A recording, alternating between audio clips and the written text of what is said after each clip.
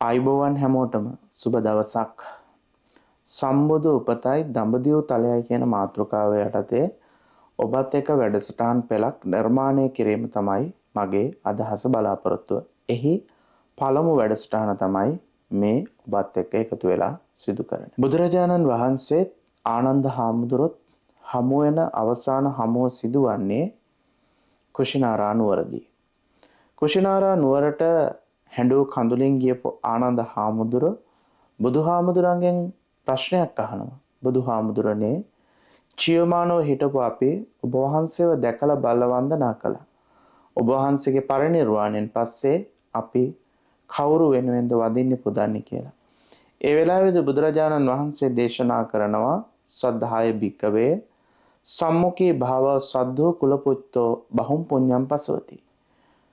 ආනන්දය ශ්‍රද්ධාව ඇති කුල පුත්‍රයෙකු විසින් දැක සංවේගය පහන් සංවේගය ඇති කර ගැනීමට මහා ස්ථාන හතරක් නම් කරනවා. ඉන් පළවෙනි ස්ථානය තමයි තථාගතයන් වහන්සේගේ උපත සිදු වූ ලුම්බිනිය. දෙවෙනි ස්ථානය තමයි දසමරුන් පරදවා බුද්ධ රාජ්‍ය අවබෝධ කරගත් බුද්ධගයා පුණ්‍ය භූමිය. තුන්වන ස්ථානය තමයි සියලු දෙවි මිනිසුන්ට හිතසුව පිණිස පස්වගේ මහණුන් වෙනුවෙන් පවත්වන ලද පළවෙනි ධර්ම දේශනාව. සිදු බරණැස ඉසිපතන මිගදාය සුද්ධ භූමිය.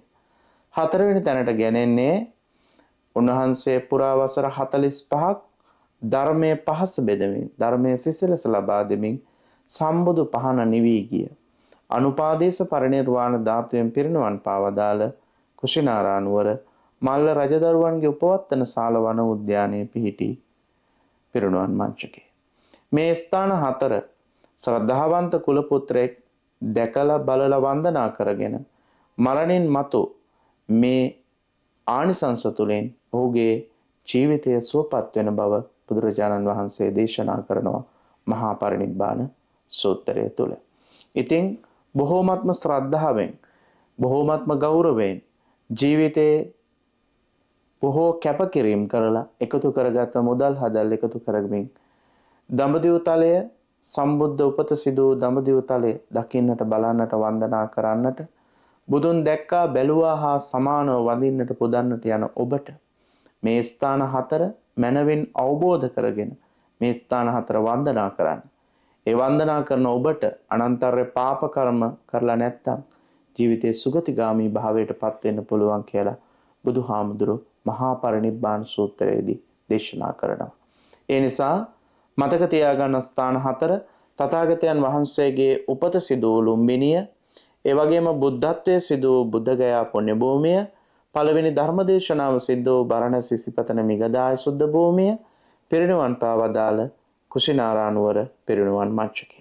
ඉතින් මෙන්න මේ ස්ථාන තමයි දැක සංවේගයේ උපදවා ගත යුතු ස්ථාන හතර විදිහට එදා බුදුරජාණන් වහන්සේ දේශනා කරන්නට යෙදුනේ.